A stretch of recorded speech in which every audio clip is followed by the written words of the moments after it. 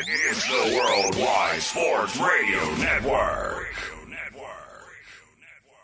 I got a few topics that I want to talk about today. First things first, I want to address the legacy of Patrick Mahomes after a Super Bowl loss going up against the greatest of all time in Tom Brady. A lot of people think that the GOAT debate is over in terms of Patrick Mahomes ever catching the throne of Tom Brady, so I definitely wanted to touch on that. A few things I want to touch on in terms of NBA.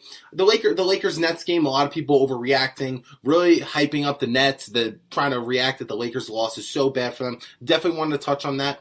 As well as, who is your MVP right now? LeBron James is the favorite right now. Some people may say it's Embiid. Damian Lillard's making his case. Steph Curry's making his case. But with that being said, I want to address that as well. And then the last thing. Where would you rank these point guards between Steph Curry, Damian Lillard, and Kyrie Irving? So first things first, let's start with some NFL. And I want to touch on Patrick Mahomes and his legacy. Here's the thing. In the casual's eye, Patrick Mahomes' legacy is not tarnished. He could still be I still believe he will be easily a consensus candidate for Mount Rushmore of NFL quarterbacks. But in terms of being the GOAT, in the casual's eye, people think that ship sailed 2 Sundays ago when they lost to the Tampa Bay Buccaneers. Because I understand people love the rings argument. Everyone tries to act like that they know so much about basketball, football. You always like to make it about individuals and all about rings. It's not about stats. It's not about how great you play. It's all about winning, right? Well, the reality of the situation is winning is a team effort. Nobody has ever won by themselves in any sport. Michael Jordan didn't win 6 titles by himself. LeBron James didn't win 4 titles by himself. Tom Brady certainly didn't win 7 Super Bowls by himself. There's a lot of help on their side and a lot of luck, if you want to be realistic, to why they have been so successful on top of their greatness. But to say Patrick Mahomes will never be in the conversation for greatest of all time or that ship sailed is utterly ridiculous to me and simply laughable for a few reasons. Number one, I understand for Mahomes to get 7 rings, that ship, you could kind of say that sailed. I mean, that is close to, I feel like that's just defeating the odds. I mean, that's just not even about success. That's not about having the highest peak ever. That's just simply about longevity, building a great team around you. And with Mahomes taking that contract, 10 years, $503 million, it's really going to be hard for the Chiefs to really just build a great team around him, especially with the offensive line. We saw the main reason why they lost the Super Bowl. That defense is still a disaster, even though some people tried to hype them up and think that they have some talent on the defensive side of the ball, which I don't believe to be true whatsoever. And with Mahomes taking that contract, then paying Travis Kelce, then paying Chris Jones, it's going to be hard, and Tyreek Hill's going to have to get paid as well. So with that being said, it's really going to be difficult for a guy like Mahomes to really catch Brady in terms of 7 rings. But the reality of the situation is rings is a team accomplishment, not an individual accomplishment. So to that, I say Mahomes could absolutely be the greatest quarterback of all time that we've ever seen, no question about it, because it's not about rings. It's about individual greatness. What did he do on the field that he was able to control? What positions did he put his team in to be successful? To say that the ship has sailed is simply laughable to me for a few reasons. Number one, Mahomes has been in this league for 4 years. He's been a starter for 3 years. And if you're going to ask me, these are the greatest 3 years of any quarterback has ever played in the history of football. Name me 3 years, not even just 3 years in a row. Name me 3 years that Tom Brady has had where he was individually a better quarterback than Patrick Mahomes, because you can't find it. In terms of intangibles, in terms of skill set, Mahomes is significantly a greater quarterback than Tom Brady ever was in his best days. This is not an Aaron Rodgers thing where Aaron Rodgers just could fling the football off his back foot, the great ball placement, just a superior talent, but having a lot of playoff failures. It's different. Mahomes is a different breed than Aaron Rodgers. Patrick Mahomes is not only way more talented than Aaron Rodgers, but he's also more brilliant. He's also smarter. He makes better decisions with the ball. He can extend plays better. I believe his arm is stronger. I believe his ball placement is better than Aaron Rodgers, if you're going to believe that. I totally understand all the Brady stands or the Patriots stands to try to argue that Brady is literally a better quarterback than Aaron Rodgers. I totally believe that to be true. As much as there's throws that Aaron Rodgers can make on the football field than Tom Brady can't, there's also plenty of things that Brady could do that Aaron Rodgers can't. And playing the quarterback position is way more than just pure talent and arm talent. This is not a wide receiver thing where it's about how good are your hands, how well could you separate, how well could you catch the football, how well could you create space. This isn't basketball where it's how big are you, how strong are you, how well could you shoot, how well could you finish at the rim, pass, defend, etc. The quarterback position is probably the most important in terms of mental capacity and how well you could handle pressure. And it's all about intelligence and football IQ, which in terms of intelligence and IQ, Brady is way more superior than any other quarterback in NFL history, which ultimately why he's been so successful and why we can call him the greatest quarterback in NFL history. How clutch he is on third down, how clutch he is in the fourth quarter, the way he could lead a team, get guys engaged, no matter what their circumstances. Look at Antonio Brown, for example. Been in and out of the league. He was a top wide receiver, and then he couldn't find a job. Comes to Tampa Bay, and back being successful. Why? That's the leadership of Tom Brady. Rob Gronkowski coming out of retirement, having a huge impact in the Super Bowl with 2 touchdowns. Things like that are why Brady is so successful. We know that on those third and shorts or fourth and shorts, he's a guaranteed first down or touchdown with those 1-yard QB sneaks. Brady has just intangibles and in terms of intelligence that no other quarterback ever has. His decisions with the football, again, his clutching, that's what makes Brady so superior than others. Just because he's not necessarily the most talented in terms of athleticism, the way he can't rush, he's not mobile, he's not going to throw on the run, off his back foot, extend plays. That's why Brady is regarded as less talented than Aaron Rodgers, or not as good as Aaron Rodgers, but that ship has sailed. Tom Brady is a better quarterback than Aaron Rodgers. Patrick Mahomes, on the other hand, if you're going to ask me, is a combination of Aaron Rodgers and Tom Brady combined, but better than both of them. In terms of pure talent, if you're going to go by arm talent, in terms of Mahomes versus Brady, it's really not close. Mahomes has a stronger arm. I believe he's more accurate. He extends plays better than anybody in the history of the game. And a lot of that, when the offensive line breaks down, the way he can extend plays and get his receivers open is something I've never seen before. And a luxury that is to have as a talent is just simply superior. The way he could move out of the pocket, the way he can make defenders miss tackles is just special. And I mean, we've seen those throws in the Super Bowl, going off his back foot, rolling left, getting hit as he throws, still hits his receiver in the helmet. Making a throw parallel to the ground, hitting the receiver in the helmet, and then dropping it.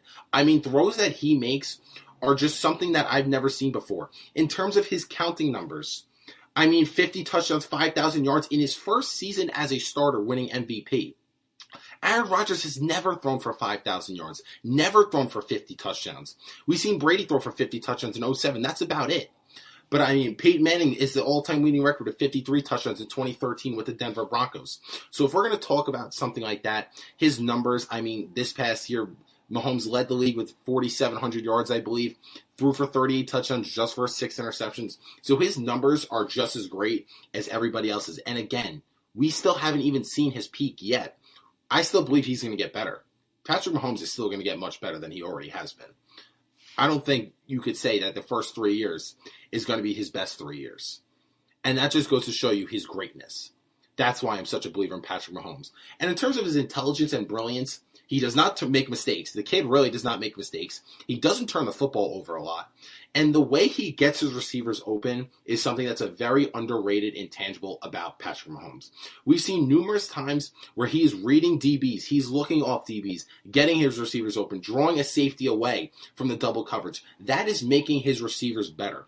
And a lot of people try to say, oh, well, he's got Tyreek Hill, he's got Travis Kelce. That's arguably the best tight end in the league and the best receiver in the league.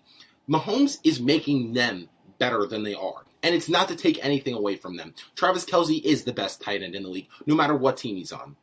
Tyreek Hill is a top 5 wide receiver. Do I think he's the best wide receiver in the league? No. He's a super fast human being, the fastest player in the NFL, playing the quarterback position. That's what it is. I'm just calling a spade here. This is not rocket science. I'm not saying anything that isn't true right now.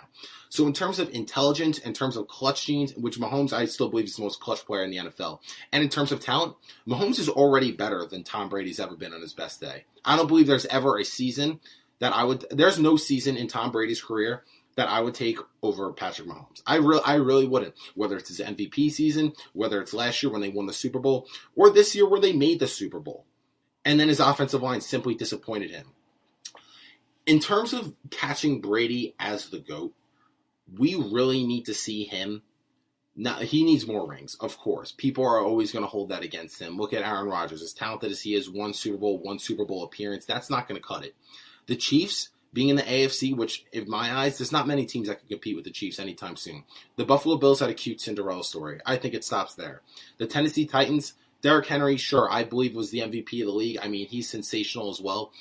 The Titans are not competing with the Kansas City Chiefs, especially with that really poor defense. And the Baltimore Ravens, don't get me started on them. I've never been a believer in them, and I never will be. That team is not competing with the Chiefs.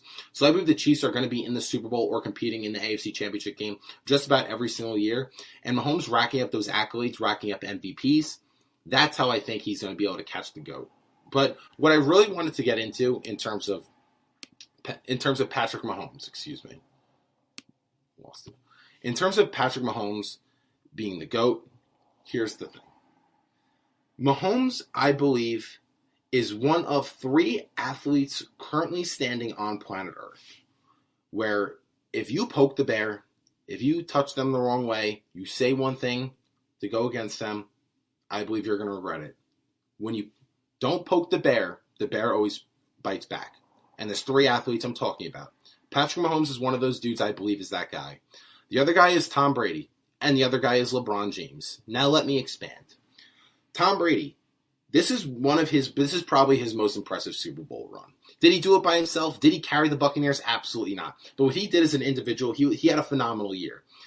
Last year, Tom Brady, his last year with the New England Patriots, his last pass ever with the Patriots is a pick six, and that's how he left the Patriots. People tried to make the claim he should retire, and he's washed, and his days are officially over at age 42. He threw for 24 touchdowns, 8 interceptions. They lost in the wild card round of the playoffs, and Brady did not look like Tom Brady. That was probably the worst year of his career, at least since his rookie year, or his first year as a starter, rather. And then what happened? He heard the noise from the media, from the fans. Brady's a system quarterback. He needs Bill Belichick to be successful. Bill Belichick is the reason that they were so successful. He's the main reason that dynasty has been so successful. It's not really Tom Brady because he's a system quarterback. He can't do it in another system. Brady heard the noise, but he is that dude. Do not mess with him. Do not tell him he can't because he hears you, and he's going to prove you wrong. And I think him going to Tampa Bay was exactly that. He was taking a shot at everyone who doubted him. You don't believe me? You think I could only do it in New England? Watch me go to Tampa Bay, the team with the worst winning percentage in NFL history. Watch me go there and watch me dominate. Watch me be a top 5 quarterback still. Watch me win the Super Bowl. And that's what he did. This is a season where they had no OTAs, no training camp, and no preseason at age 43, which no quarterback outside of Warren Moon even made it close to this far in their career, being this successful rather. And a lot of people still doubted him. People compared Brady going to the Buccaneers, Jordan going to the Wizards. I mean, if that's not a shot at Brady, I don't know what is. But I mean, coming right out of the gates, the Buccaneers going 11-5. Sure, they had a top 5 defense. They had a ton of talent on them. That's why Brady ultimately went there. Bruce Arians is a great coach. Let's not forget that. So with that being said, he goes for 43 touchdowns. I believe thrown for over 4,500 yards. And then the Buccaneers in the playoffs. And by the way, Brady has never made a Super Bowl without having a first-round bye and home field advantage. Every year the Patriots were in the Super Bowl, they were at least the 2 seed. So guaranteed a home playoff game and guaranteed a bye in the wild card round. This is the first time throughout the NFC playoffs they had to do it on the road 3 times in a row. Again, was Brady unbelievable in these playoffs? No. He was good. I don't think any word more than good is a respectful way to put Brady's performance. I simply don't believe that for 1 second. Against the Washington football team, against a backup quarterback, was that an impressive win? Not in the slightest. I think that was an ugly win. That was a sloppy win. They should have been better than they were. Going up against Drew Brees and the Saints in the Superdome, sure, Brees was injured. I wasn't really a big believer in the Saints all year long. Michael Thomas was never healthy, which, if you go back a year ago, broke records, 149 catches, breaking Marvin Harrison's record in terms of receptions, which is the most in NFL history. He wasn't there basically all season. He was never Michael Thomas. Sure, he played here and there, but he wasn't Michael Thomas. They went into Superdome, beat them. And then the MVP and Aaron Rodgers, who in terms of regular season, that was probably his best regular season ever, especially in counting numbers. He led the league in QBR, led the league in passer rating, led the league in touchdowns, 48 touchdowns and 5 interceptions. That was probably a better year than he had in 2011, which a lot of people call his peak. I think he was better than this year. And what do you know? The Buccaneers went into Lambeau Field and defeated the Green Bay Packers to go to the Super Bowl. And then they defeat the King in Patrick Mahomes. That was a superior playoff run and probably Brady's greatest achievement. I could say that's Brady's greatest achievement. Even though he didn't carry that team as much as we've seen him do in the past, there was just so much help. That defense is the real reason why they won the Super Bowl. But I mean, you got to give Brady his credit. They poked the bear, and Tom Brady bit back. And now, let's talk about LeBron James quick, before I get into Patrick Mahomes and what I expect from him moving forward, before we switch topics. LeBron James is in a very similar boat than Tom Brady. Very similar. His first year with the Los Angeles Lakers, the Lakers jump up to a 20-14 start, the number 4 seed in the Western Conference, and in some people's eyes, he was the favorite to win league MVP in year 16. We know what happened on Christmas Day. Goes down with the groin injury. And then what happens? He misses 5 to 6 weeks, and when he comes back, the Lakers are the 10 seed. And it's still, there were, I believe, 2 games out when he returned against the Clippers that one night. And it's like, oh, man, here it is. LeBron's back. He's going to carry them into the playoffs.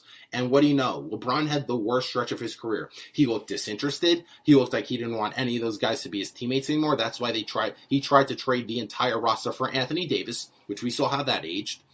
And there were some goofballs out there who said LeBron James is better off being traded. Jeff Van Gundy, shout out to you, said on national TV, on a game against the Celtics, the Lakers are better off trading LeBron James. The amount of bad takes that were on LeBron were ridiculous. How he's washed. He doesn't have it anymore. He was in Hollywood to make movies. He didn't want to play basketball anymore. He just wanted his family to grow up in LA. He never was there to win a championship. He never was. All he wanted to do was be in Hollywood, be there for the spotlight. The Lakers should just trade LeBron, right? And LeBron's a guy, when he hears a noise, he talks about it. And he talked all year long in the offseason. This is revenge season. He's coming for the throne. Remember Kawhi Leonard, Finals MVP in 2019? They told him that that Kawhi Leonard was the best player in the world. Kawhi Leonard in the offseason and on opening night taking shots at LeBron. Oh, with his, I'm the king of LA. I got my crown keychain that I'm the king. LA is Kawhi Town. It's his city because I'm the best player in the world. He went to the Clippers after there were rumors he was going to join LeBron and Anthony Davis with the Lakers. And then what happened? After all that noise that Kawhi Leonard brought, going to LA, bringing George Paul no less with him, supposedly, according to some, the best wing duo since MJ and Pippen. That's what they told me. That's the best wing duo since MJ and Pippen. The Clippers were the favorites all year long to win the championship. That's what they told me, right? And then what happened? The noise. LeBron was top 2 in MVP, led the league in assists, and had the narrative all year long. Washed king. Revenge tour. He heard it. He's not a guy you want to poke because he will always bite back. And then we have a 5-month pause. No one knows if there's going to be a season anymore. We didn't know if there's going to be a season anymore. Which, in my estimation, what I said numerous times, that was LeBron's probably last chance to win a championship. That was his best chance, at least. If they didn't win a championship last year, I don't think LeBron would ever deliver one to LA. We have the bubble. We finally figure out how to get a season together. We deal with everything that went in the bubble. And what happens? He wins Finals MVP. That's just a guy you don't poke the wrong way. Opening up your mouth to some guys, Jordan was the same way. Trash talk Jordan, you're going to regret it. And now to what I really want to get into, finally. Patrick Mahomes. I believe Patrick Mahomes is that dude. I do. He's going to be the greatest athlete of our generation, at least. I believe he'll be right there with LeBron James in terms of just the greatest pure athlete that I've ever seen in my lifetime, and maybe a lot of us have ever seen in our lifetime. I believe this Super Bowl loss was the best thing that could have happened to Mahomes.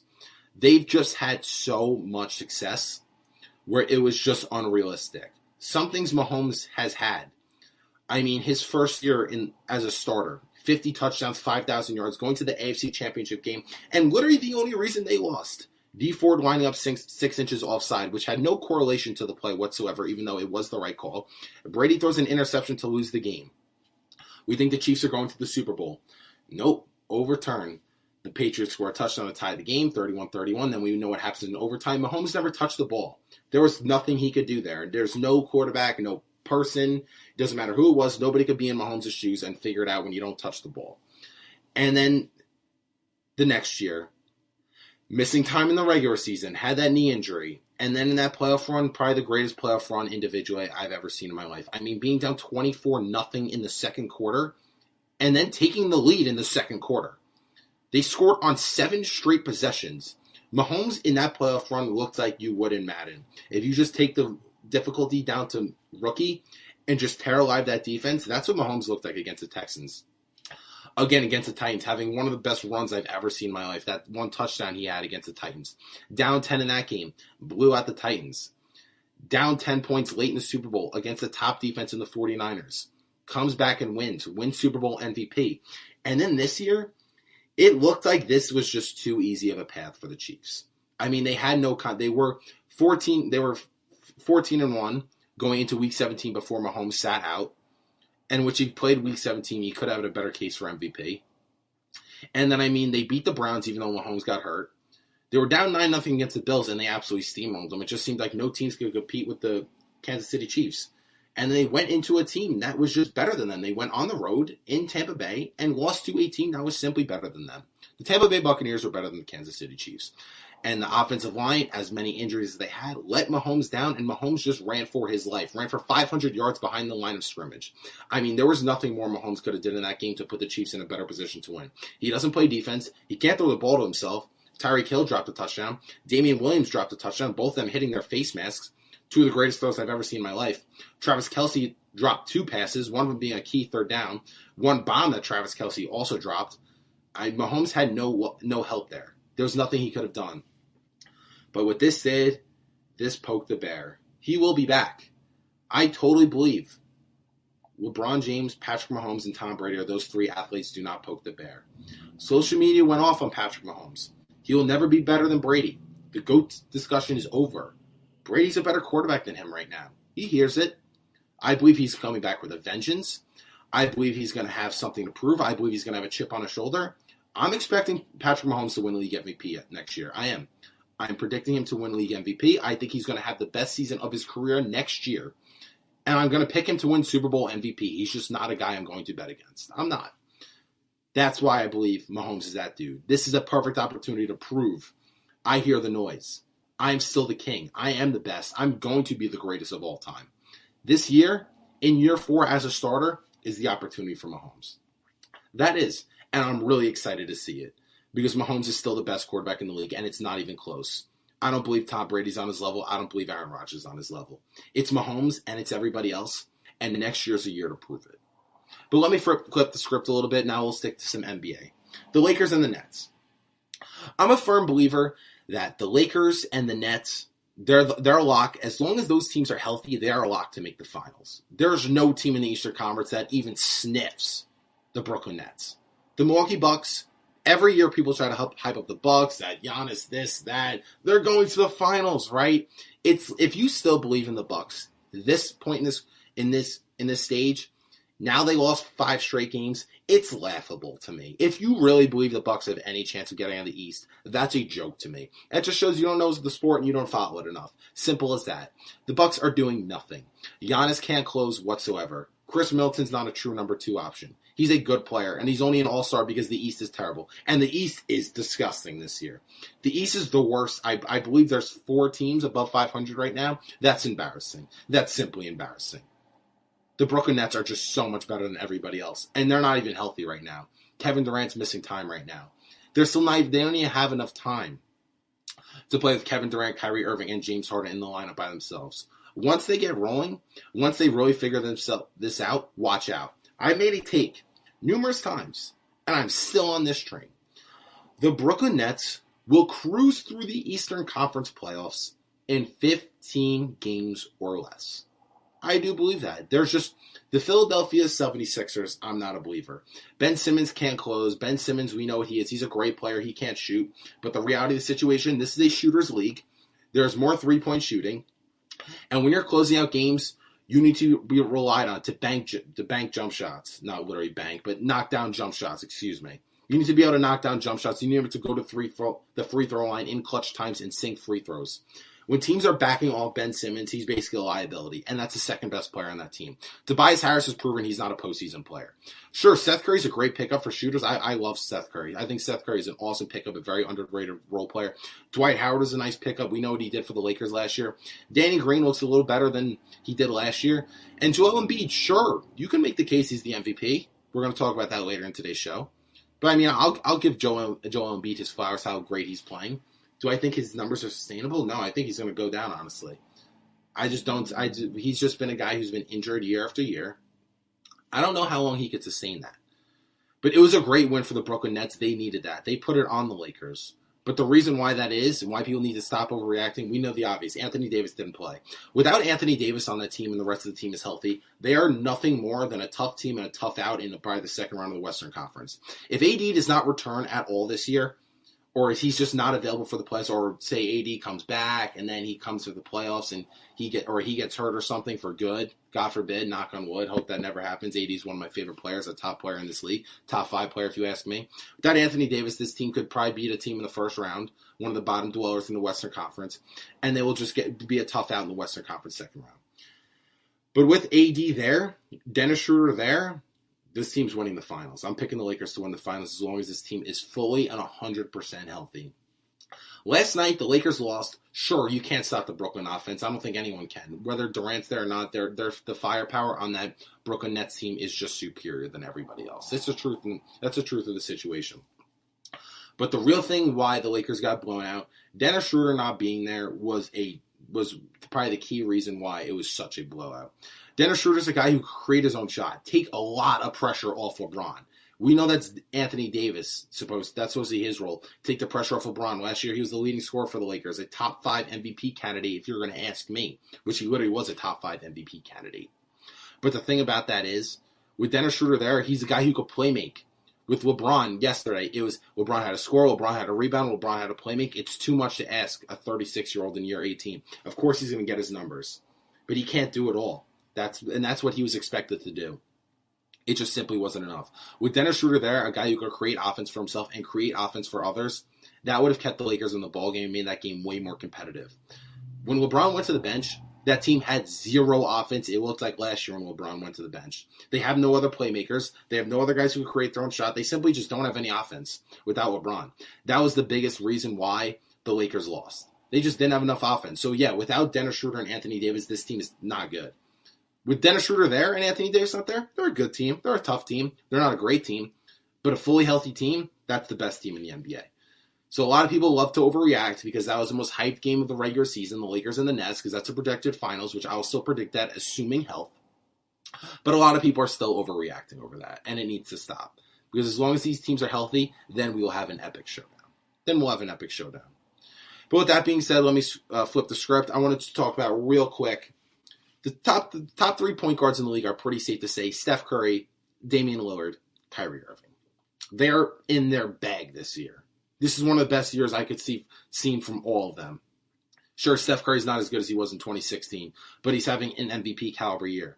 Damian Lillard's having a sensational year as well, dropping 40 in his sleep. They're a top 5 seed in the Western Conference as we speak today. And Kyrie Irving has just been in his bag. First things first, Steph Curry's still the best point guard in the league, and it's not up for debate, and it's not close. As much as people love Damian Lillard, they want to make the case for MVP, sure, the Blazers have a better record than the Warriors. There's never been a day in Damian Lillard's life that he's been better at basketball or better at point guard than Steph Curry. Steph Curry has been simply sensational. Without Steph Curry, this team is probably the worst team in the NBA. I don't think that you could find a team that's worse than the Golden State Warriors, and Steph Curry is the only reason single-handedly carrying that team to where they are. Unbelievable comeback win the other day. I just believe Steph Curry's head and heels above the conversation. I just want to put that out there, that the throne that people are trying to play with Steph Curry's the best point guard in the league needs to stop. In terms of Damian Lillard and Kyrie Irving, let me be very clear. Give me Kyrie Irving over Damian Lillard. Sure, you can make the argument that Damian Lillard's numbers are better, that he's leading the Portland Trailblazers because he has more of a load to carry, so that's why his numbers are better. Sure, but if we really think about his career, he's not as good of a playoff performer as we really see. If you look at his numbers, if you really want to take the time and do some research, his numbers in the playoffs are nothing spectacular. He's really had two good series in the playoffs. 2014 against the Houston Rockets, where he hit the game-winning shot, and the same thing against the Oklahoma City Thunder in 2019. Those are really his only two good playoff runs, playoff series in his career. Sure, he's making his case for MVP, and he may be a better playmaker than Kyrie Irving, but there's just something about Kyrie's game that's just different. Kyrie Irving has proven to be an unbelievable playoff performer. Sure, he was doing that next to the great LeBron James, which is a huge luxury to have. I understand that. But what Kyrie Irving is doing this year, his playmaking is the best I've ever seen him for his perspective. Kyrie's making passes I've never seen before. I didn't know he had in his arsenal. I always looked at Kyrie Irving as just an ISO scorer. He's proven he's more than that. Could he check anyone on defense? Not necessarily.